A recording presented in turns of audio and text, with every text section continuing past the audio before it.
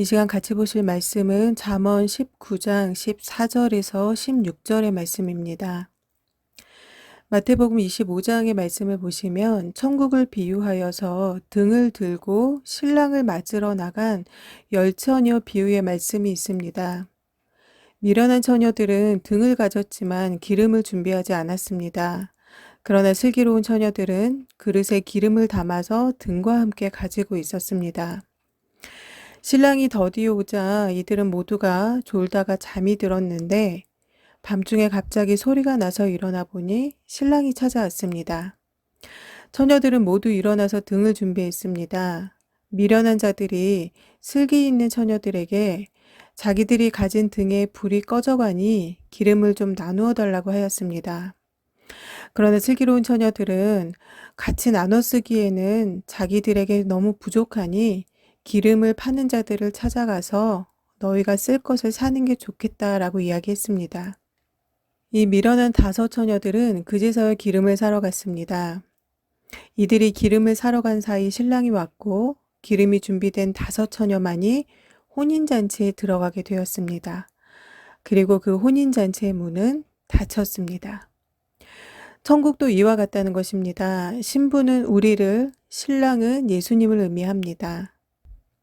내 마음대로 살다가 죽기 전에 예수님을 믿고 구원받아서 천국 가면 되지 않느냐라는 말을 하는 사람들이 있습니다. 예수님의 재림과 하나님의 심판의 날은 아무도 모릅니다. 성경은 그 날이 도둑같이 올 것이다 라고 말씀하고 있습니다. 그날과 그때는 아무도 모른다고 말씀합니다. 준비된 자만이 천국에 들어갈 수 있다라는 그러한 말씀입니다. 오늘 본문 19장 14절의 말씀을 보시겠습니다. 집과 재물은 조상에게서 상속하거니와 슬기로운 아내는 여호와께로서 말미암느니라. 아멘. 이 14절의 말씀은 집과 재물은 조상에게서 상속받지만 슬기로운 아내는 여호와께 말미암는다라고 말씀을 하고 있습니다. 성경은 신랑을 예수님으로 신부를 우리로 비유하면서 신랑을 기다리는 신부의 상황을 비유하여서 말씀을 합니다. 제가 앞서서 말씀드렸던 마태복음 25장의 말씀도 그러한 말씀인 거죠. 그렇기 때문에 저와 여러분이 같이 보시는 이 19장 14절의 말씀도 슬기로운 아내라고 말씀을 하고 있지만 아내만을 말씀하는 것이 아니라 전체적으로 결혼 생활에 대해서 배우자에 대한 말씀을 하고 있는 것입니다. 즉 좋은 결혼이 되기 위해서 아내를 맞이하고 남편을 맞이하는 일은 하나님을 믿는 믿음 안에서 그 만남이 이루어져야 한다는 점을 말씀을 하고 있는 것입니다. 남편을 선택하고 아내를 선택하는 일을 내 마음에 맞는 대로 결정하는 것이 아니라 하나님을 믿는 믿음 안에서 결정해야 한다라는 말씀입니다. 배우자를 선택하는 일이 얼마만큼 중요한 일인지, 그리고 어떤 배우자를 만나느냐에 따라 좋은 결혼이 될 수도 있고 그렇지 못할 수도 있음을 말씀하고 있습니다. 15절의 말씀 보시겠습니다. 게으름이 사람으로 깊이 잠들게 하나니 해태한 사람은 줄일 것이니라. 아멘. 한방을 꿈꾸는 사람들이 많습니다. 이 한방은 사람을 한 번에 부유한 삶으로 올려놓을 수도 있고 한 번에 나락으로 떨어뜨릴 수도 있습니다. 그러나 성실함은 안정적인 삶을 보장합니다. 게으른 사람들은 시간을 허비하거나 돈을 낭비해 버리는 일이 많습니다. 오늘 본문에 이 해태한이라는 말은 깊은 잠 또는 혼수 상태를 뜻하는 말입니다. 즉, 이 15절의 말씀은 어떤 사람이 굶주리게 되는 그 이유가 바로 게으름에 있음을 말씀해 주고 있습니다. 게으르다는 것은 깊은 잠에 빠진 것과 같이 또 아무것도 안 하고 있는 정지된 상태에 있는 모습을 말하고 있습니다. 한방을 꿈꾸는 사람들도 이 게으름과 무관하지 않습니다. 그렇게 벌어서 언제 돈을 모으나, 또 그렇게 공부해서 언제 성공하나, 뭔가 다른 방법은 없을까, 지름길은 없을까라고 생각을 합니다. 철로역정이라는 책이 있습니다. 성경 다음으로 많이 읽힌 서적이라고 할 정도로 유명한 책인데 천국 가는 길에 대한 그런 내용입니다. 성도님들께서도 이 책을 구입하셔서 읽어보시기를 제가 추천을 해드립니다. 이 철로역정이라는 책을 보면 천국을 가던 중에 좀 더 빠른 길로 가기 위해 불법적으로 담을 넘어가는 사람들이 나옵니다. 누구나 거쳐야 되는 과정을 겪지 않고 가려는 비겁한 행동인 거죠. 불법적인 행동을 한 사람의 끝은 절대로 좋을 수가 없습니다. 성실함은 쌓여서 좋은 열매를 맺습니다. 그러나 게으름이 쌓이면 굶주림에 이르게 된다고 오늘 본문은 말씀하고 있습니다. 신앙에도 지름길은 없습니다.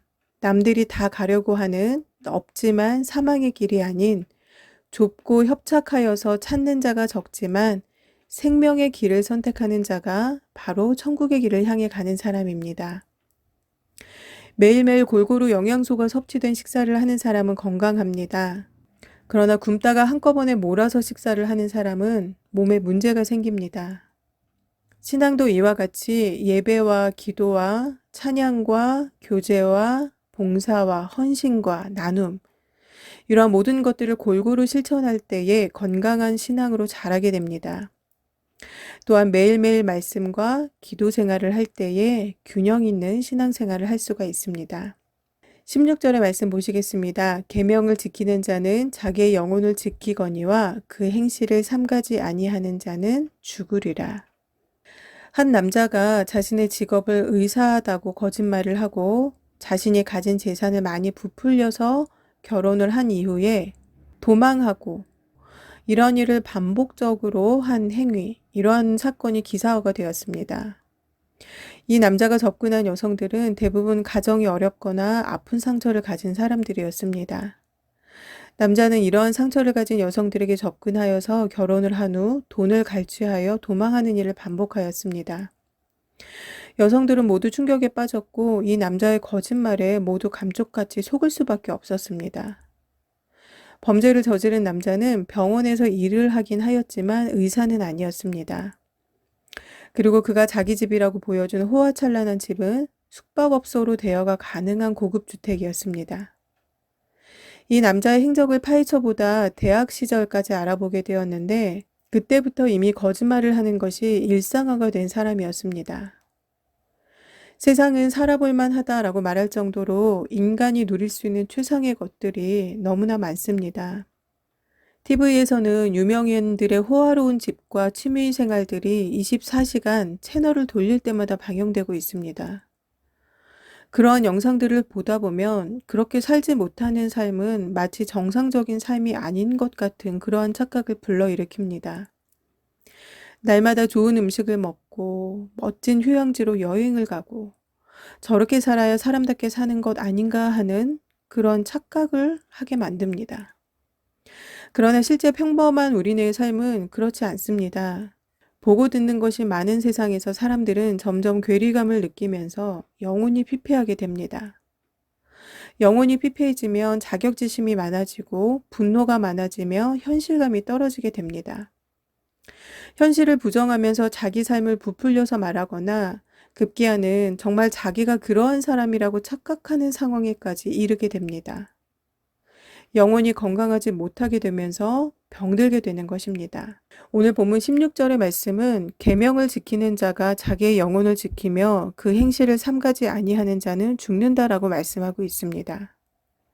정신이 건강한 사람은 헛된 꿈을 꾸거나 과한 욕심을 부리지 않습니다.